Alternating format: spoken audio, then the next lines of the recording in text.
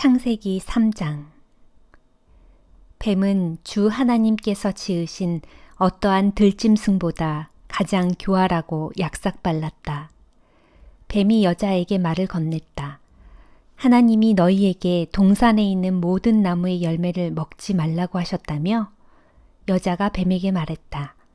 아니야, 우리는 동산에 있는 나무 열매는 먹어도 돼. 하지만 동산 한가운데 있는 나무 열매만은 먹으면 안 돼. 하나님께서 그 열매는 먹지도 말고 만지지도 말라고 하셨어. 그랬다가는 죽게 될 거라고 하셨어. 뱀이 여자에게 말했다. 너희는 절대로 죽지 않을걸? 너희가 그걸 먹으면 그날로 너희 눈이 밝아져서 하나님처럼 될 거야. 그래서 선과 악을 알게 될 거야. 하나님은 그걸 아시고 너희더러 그 열매를 먹지 말라고 하신 거야. 여자가 그 나무의 열매를 쳐다보니 정말 먹음직스러웠고 보기에도 탐스러웠다. 과연 사람을 지혜롭게 해주는 열매처럼 보였다. 여자는 그 나무에서 열매를 따서 먹고는 자기 남편에게도 주니 그도 그 열매를 먹었다. 그러자 두 사람 모두 눈이 밝아져서 자기들이 벌거벗었다는 것을 알게 되었다. 그들은 무화과 나뭇잎을 엮어서 치마처럼 몸에 둘렀다. 날이 저물어 서늘해질 무렵 두 사람은 주 하나님께서 동산을 거니시는 소리를 들었다. 아담과 그의 아내는 주 하나님을 피하여 동산의 나무들 사이로 몸을 숨겼다. 주 하나님께서 아담을 부르셨다. 아담아, 네가 어디에 있느냐? 아담이 대답했다. 저는 하나님께서 거니시는 소리를 들었습니다. 하지만 제가 벌거벗고 있어서 두려운 마음이 들어 숨었습니다. 하나님께서 말씀하셨다. 누가 너더러 벌거벗었다고 말해주더냐? 내가 너더러 먹어서는 안 된다고 명한 그 나무 열매를 먹었느냐? 아담이 말했다. 하나님께서 제 곁에 있도록 해주신 그 여자가 저에게 그 나무 열매를 주었습니다. 그래서 제가 그것을 먹었습니다. 주 하나님께서 여자에게 물으셨다. 어째서 그런 짓을 저질렀느냐? 여자가 대답했다. 뱀이 꿰는 바람에 따먹었습니다. 주 하나님께서 뱀에게 말씀하셨다. 내가 이런 일을 저질렀으니 너는 어떤 집짐승과 들짐승보다 저주를 받으리라.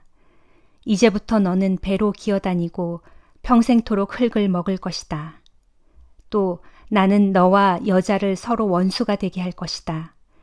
너의 자손들과 여자의 자손들 또한 원수가 되어 여자의 자손이 내 머리를 상하게 할 것이고 너는 여자의 자손의 발꿈치를 상하게 할 것이다. 하나님께서 여자에게 말씀하셨다. 내가 너에게 임신하는 고통을 크게 더할 것이다. 그래서 너는 고통 중에 아기를 낳을 것이다. 너는 내 남편을 마음대로 지배하고 싶겠지만 오히려 남편이 너를 지배할 것이다. 이번에는 하나님께서 아담을 향해 말씀하셨다. 너는 내 아내의 말을 듣고 내가 먹지 말라고 명한 그 나무 열매를 먹었으니 이제 너로 인해 그 땅이 저주를 받을 것이다. 그래서 너는 평생토록 수고해야만 땅에서 나는 것들을 먹을 수 있을 것이다. 땅에는 가시덤불과 엉겅퀴가 무성하게 자랄 것이다. 너는 밭에서 자라는 푸성귀만 먹고 살아야 할 것이다. 흙에서 나왔으니 흙으로 돌아가는 그날까지 너는 이마에 땀을 흘려야 먹고 살아갈 곡식을 얻을 것이다. 너는 흙이니 흙으로 돌아가리라. 아담은 자기 아내를 하와라고 이름지었다. 그녀가 모든 생명의 어머니였기 때문이다. 주 하나님께서는 짐승 가죽으로 옷을 만들어 아담과 그의 아내에게 입혀주셨다. 주 하나님께서 말씀하셨다. 보라, 이제 사람이 우리 중 하나처럼 되어 선과 악을 알게 되었구나. 그러니 이제 그가 손을 내밀어 생명나무 열매까지 따먹고 영생을 누리게 해서는 안 되겠구나. 주 하나님께서는 그를 에덴 동산에서 내쫓으시고 사람이 흙에서 나왔으므로 흙을 갈게 하셨다. 이렇게 하나님께서는 사람을 내쫓으셨다. 그런 다음에 하나님께서는 에덴 동산의 동쪽에 천사들을 세우시고 사방으로 빙빙 도는 불칼로서 생명나무로 가는 길목을 지키게 하셨다. 마태복음 3장. 그 무렵 세례 요한이 나타나 유대 광야에서 말씀을 선포하였다.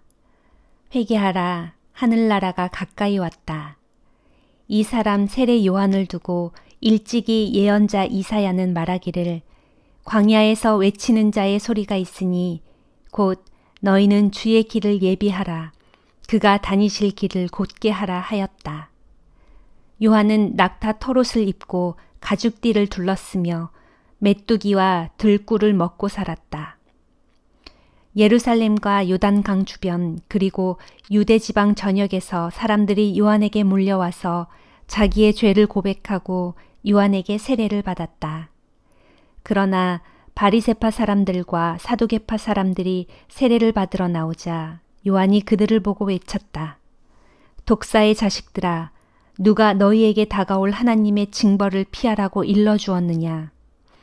회개의 열매를 행동으로 나타내 보여라. 그리고 행여 속으로 우리 조상은 아브라함이다라는 생각 따위는 하지 말아라. 내가 분명히 말한다. 하나님께서는 여기에 있는 돌들로도 아브라함의 자손이 되게 하실 수 있다.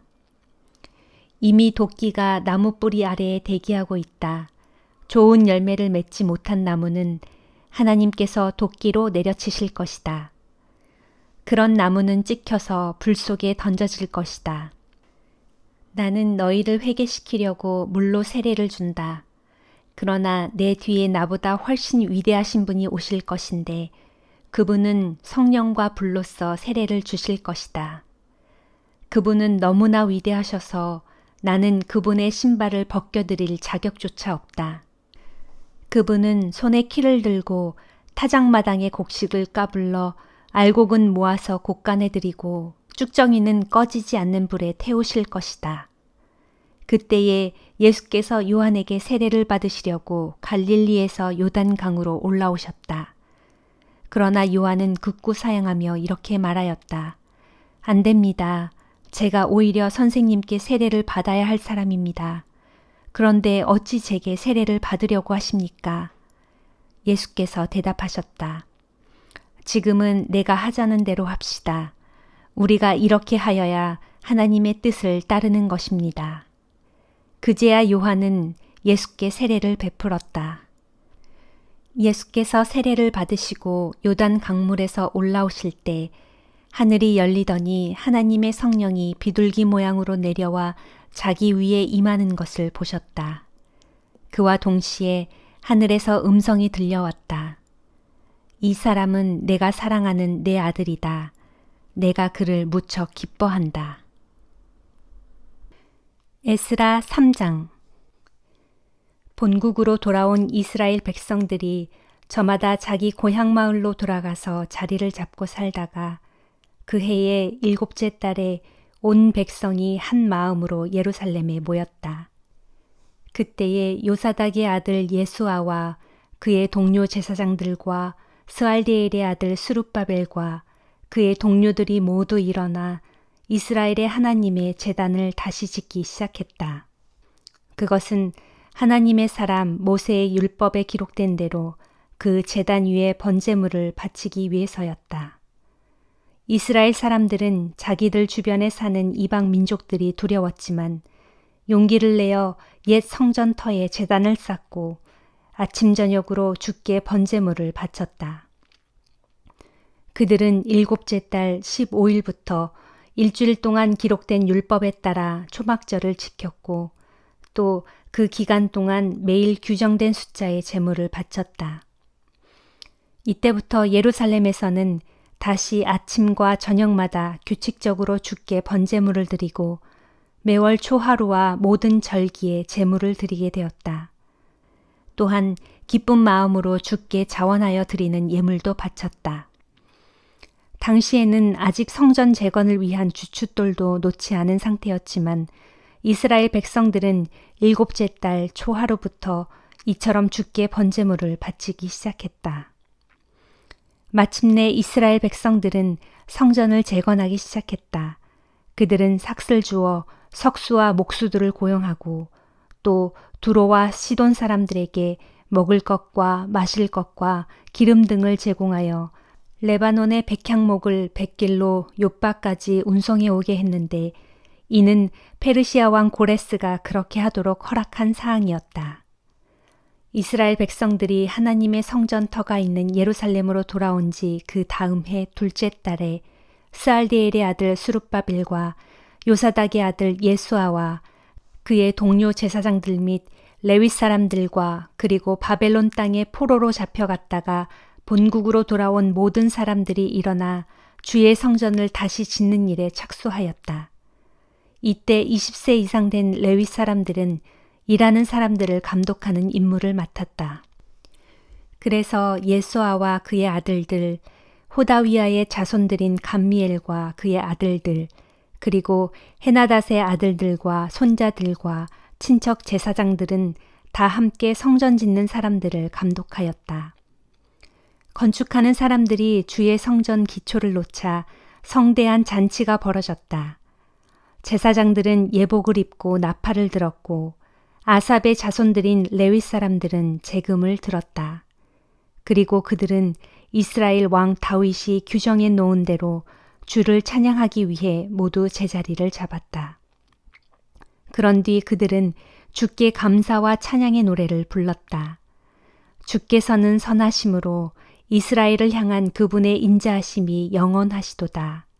그러면 온 백성도 함께 큰 소리로 주를 찬양하면서 성전 기초가 놓인 것을 기뻐하며 환호성을 질렀다. 이때 나이 지긋한 제사장들과 레위 사람들과 가문의 어른들, 곧 옛적 솔로몬 왕이 지은 거대한 첫 성전을 본 적이 있는 사람들은 또다시 성전 기초가 놓이는 것을 보고 목 놓아 크게 울었다. 하지만 다른 한쪽에서는 많은 사람들이 크게 기뻐하며 소리쳤다. 이처럼 큰 울음소리와 큰 환호성이 한데 뒤섞여 아주 시끄러웠고 그래서 사람들은 그 소리를 아주 멀리서도 들을 수 있었지만 그 소리가 기뻐 외치는 소리인지 통곡하는 소리인지 분간할 수가 없었다. 사도행전 3장. 하루는 오후 3시 기도 시간에 베드로와 요한이 예루살렘 성전으로 올라갔다. 그때 사람들이 태어날 때부터 안진뱅이 된 사람을 메고 와서 성전으로 들어가는 사람들에게 구걸을 할 수 있게 하려고 아름다운 문이라 불리는 성전 문 앞에 앉혀놓았다. 그 사람은 베드로와 요한이 성전 안으로 들어가려는 것을 보고는 두 사도에게 돈을 달라고 구걸했다. 두 사도는 걸음을 멈추고 그 사람을 눈여겨보았다. 이윽고 베드로가 말했다. 우리를 똑바로 쳐다보시오. 그 사람은 무엇을 좀 얻을 수 있으려니 기대하면서 두 사도를 쳐다보았다. 그때 베드로가 그 사람에게 말했다. 은이나 금은 내게 없지만 내가 가진 것을 당신에게 주겠소. 곧 나사렛 예수 그리스도의 이름으로 명하니 일어나 걸으시오. 그러면서 베드로는 그 안진뱅이의 오른손을 붙잡아 힘껏 일으켰다. 그러자 안진뱅이는 즉시로 다리와 발목에 힘이 생겨 벌떡 일어나더니 걷기 시작했다. 그 사람은 신기한 듯 걸어보기도 하고 껑충껑충 뛰어보기도 하더니 하나님을 찬양하면서 두 사도와 함께 성전 안으로 들어갔다. 성전 안에 있던 사람들은 어떤 사람이 걸어 들어오면서 하나님을 찬양하는 것을 바라보다가 그 사람이 바로 성전의 아름다운 문 앞에 앉아서 날마다 구걸을 하던 그 안진뱅이인 것을 알아차리고는 몹시 놀라 어리둥절해서 할 말을 잃었다. 고침받은 그 거리는 베드로와 요한을 붙잡고 두 사도 곁에 바싹 붙어 다녔다. 사람들은 크게 놀라서 그들을 만나려고 솔로몬 행각이라 불리는 곳으로 모여들었다. 베드로는 솔로몬 행각에 몰려든 사람들을 보고 말했다. 이스라엘 동포 여러분, 왜 이 일로 그렇게 놀라십니까? 마치 우리에게 큰 능력이나 깊은 신앙이 있어서 이 사람을 걷게 한 것처럼 왜 그렇게 우리를 쳐다보십니까? 아브라함과 이삭과 야곱의 하나님, 곧 우리 조상들의 하나님께서 그분의 종 예수를 영광스럽게 하시려고 이런 놀라운 일을 베풀어 주셨습니다. 여러분은 예수를 넘겨주어 십자가에 죽게 했습니다. 총독 빌라도는 예수를 놓아드리려고 했는데도 여러분은 그것마저 거부해 버렸습니다. 여러분은 거룩하고 의로우신 예수를 놓아드리기는커녕 예수 대신에 살인자 바라바를 놓아달라고 세차게 요구했습니다. 결국 여러분은 생명의 근원이 되시는 예수를 죽였습니다. 그러나 하나님께서는 십자가에 죽으셨던 예수를 무덤에서 다시 살리셨습니다. 우리는 그 사실을 직접 목격한 증인들입니다.